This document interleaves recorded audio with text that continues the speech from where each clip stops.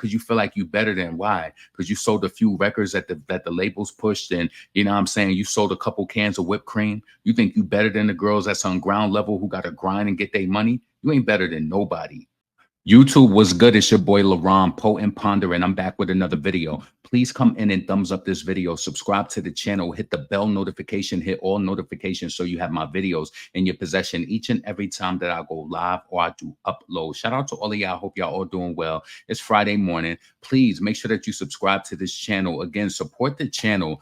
$ Potent Pondering on that Cash App if you want to send over a donation for the channel to show support. So listen, I just had a few topics that I want to get into. I don't even think that I'm going to be bringing anything up on the screen because I just want to get straight into it. So listen, there's a lot going on. So first and foremost, like I think the one thing that I wanted to speak on the most that I haven't had a chance to speak on was the Cardi B, JT, and Sukihana ordeal, right?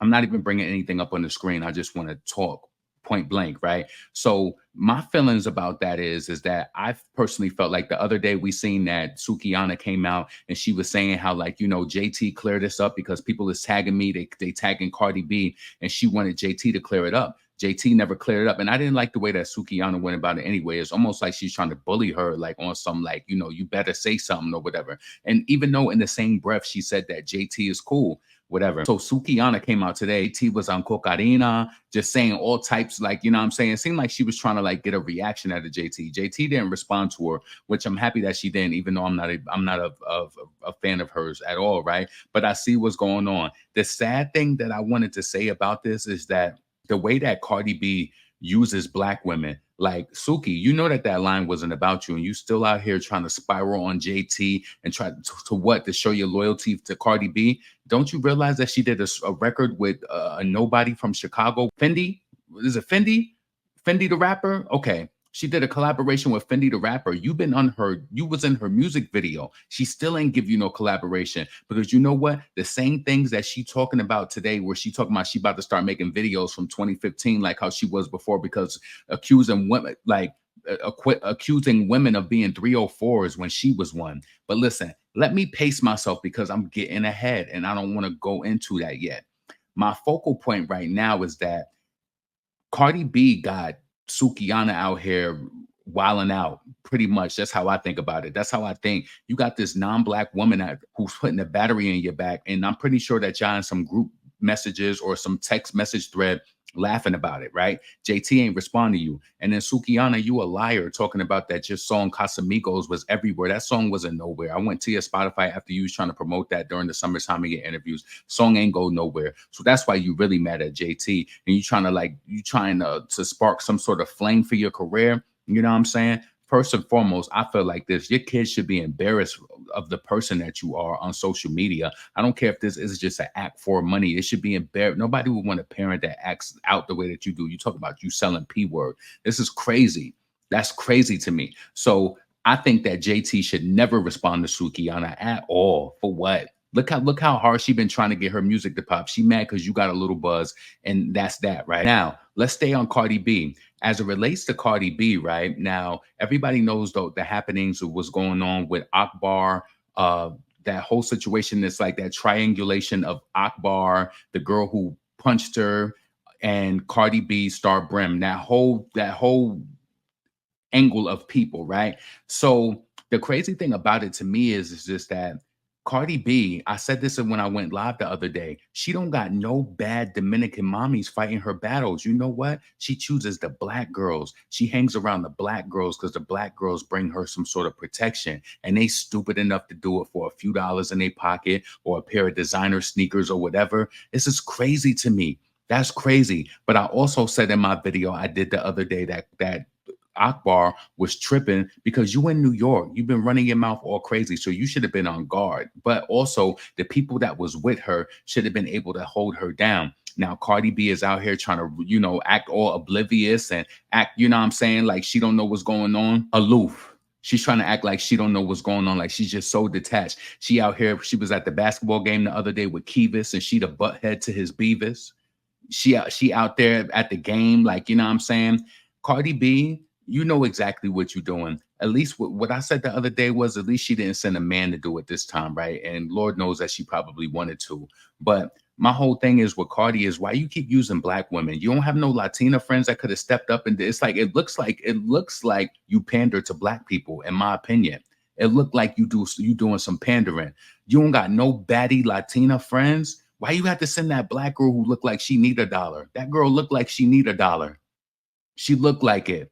And then let's touch on this. Let's touch on this. Yo, Cardi, you out here on video talking about that you want to start doing videos like you did in 2015 because girls is out here moving fast, ain't even doing a vibe check with dudes, going to put their phallus in their mouth and all of that. Cardi, do you forget who you were when you was up in the strip club and that you was allegedly going home with men to the hotel, de-rugging?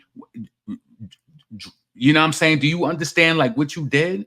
Listen, let me tell you something. Was you doing a vibe check back then when you needed the money so bad? And listen, that's just your story, how you portrayed it. We don't know how much it went inside of you.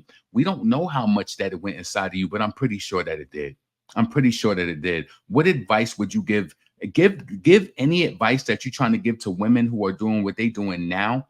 Give that same advice to yourself. The reason why you care so much is that you have a little girl now and you don't want to fathom the thought of her going out there and, having to do some of the things that you had to do. I mean, didn't you come from a two-parent household? Why were you out there and even in the strip club? So it's something broken going on, in my personal opinion, with that household. How did you end up being a stripper and you came from a two-parent home? Like, was everything? Like, you know what I'm saying? People brag about their parents being together, but what was really going on ground level behind them walls? What was really going on? Because you ended up being a stripper and one who did a number of things to even get to where she's at right now. So you call yourself trying to give advice, talking about she wasn't 304 shaming, or she wasn't like trying to shame girls or whatever, but they put in their whole D in their mouth or whatever. First and foremost, you don't know if these things are planned. If people do skits, people do a lot of things on social media to get people's attention. You were one of the people who spearheaded that movement. You know what I'm saying? You spearheaded that movement of people doing any and everything on social media. As far as I'm concerned, people could put whatever they want to in their mouth. You did it. You did it. So you tell these stories from a place where it's just like, oh, I had to do this to get studio time or whatever. I'm pretty sure they got in between them legs too. I know that they did. I personally feel that they did. And then you trying to come and try to give some advice. You can't give no advice to nobody. You can't give no advice to nobody. They don't want to hear it. And this is where I'm going to wrap up this little subject of you talking about you want to do stuff from 2015.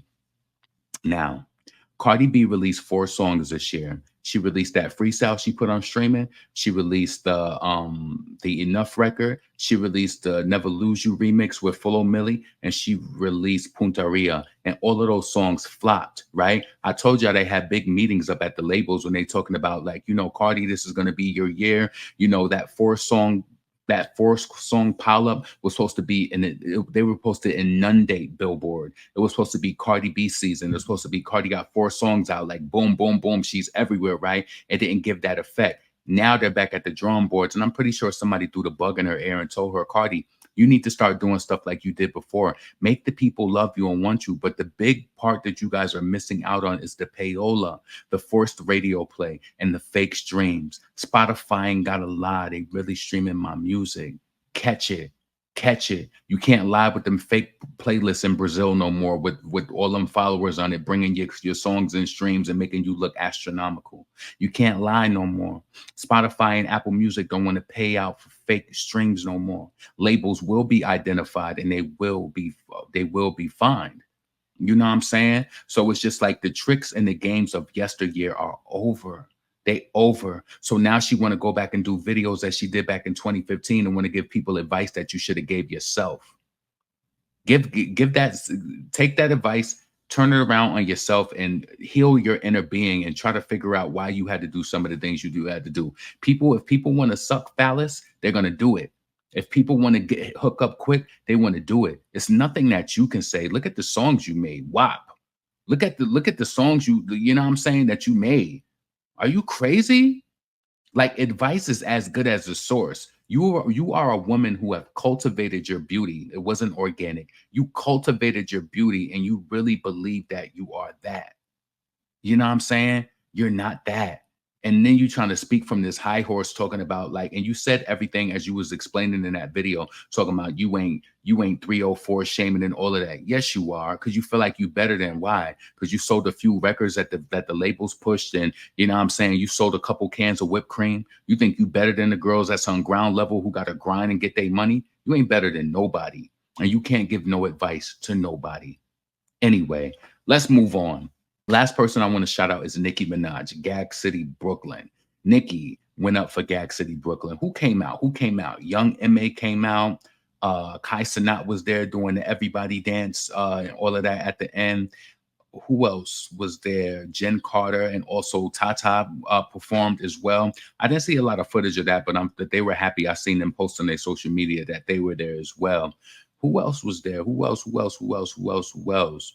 Cyndi Lauper was there. The girls just want to have fun. Cyndi Lauper is 70 years old this year. I think she's going to be 71. Her and Nikki hugged so tight. I thought that was just a beautiful moment. Nikki was really happy for her to be there. You know, Nikki has spoke about Cyndi Lauper in the prior years, just saying that, you know, her favorite songs by her, and she really respected her. So I'm happy that they were able to get that moment on stage and just, you know, get it off or whatever, you know. And the crowd seemed like they really appreciated it. So shout out to Nikki. Gag City, Brooklyn was off the hook. Yo, the tour, the East Coast tour is winding down. Like, it's so crazy, right?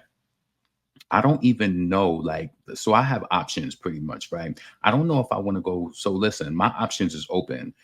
Like Houston show, yeah. But I don't know if I want to go to the last show too. The last show was in Oklahoma for the East Coast. I feel like now since the tour is almost over, I feel like Nikki need more dates. I feel like she needs more dates, but I know that she's probably exhausted. But also I felt like she opened up so much more as the tour dates went on, because you know the beginning of the tour is rough. You got to get used to it. You got to make sure you know things are a certain type of way. You even heard Nikki when she was on station here. She was just like, no, I need to be the way that I was in the club, that people like me and the people who came to see me. So, you know, I'm pretty sure in the beginning of the tour dates, it's like uptight, like, you know, and they have to be very like on point or in place or whatever. So I also noticed like with Beyonce, she always starts her tours overseas to just iron out the kinks. And by the time she hit gravel on the United States ground, it's like she ready to go fully. So yeah, shout out to Nikki, Gag City, everybody who went out to the Gag City, Brooklyn, New York City show dates, Madison Square Garden, Jersey, all of that. So Nikki's about to come down to Houston. She's about to do Houston, Dallas, Austin, and then I think her last show is Oklahoma. So listen, let me know if you go into any of those dates.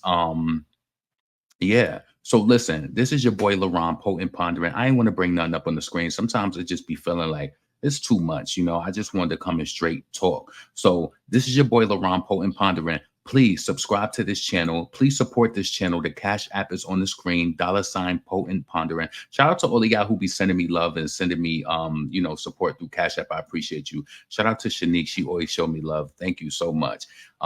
Yeah. So listen, leave your comments below. Let me know what you thought about anything that I spoke about, from the Sukihana, the JT, and also the Akbar trio with Cardi B and Star Brim, and you know Cardi B trying to act all oblivious, and she out there at the game and all of that, wearing these skirts, trying to look like JT and Ice Spice. Like, hang it up, hang it up. Cardi is so bored right now. You dropped 4 songs. There should have been an album announcement by now. What happened? The buildup wasn't enough that the label was looking for. You know what I'm saying? No cigar, all that, no cigar. Listen, listen. I want to know what you think. Listen, this is your boy LaRon, Potent Pondering. Subscribe to the channel, thumbs up the video, and I'm up out of here. Peace.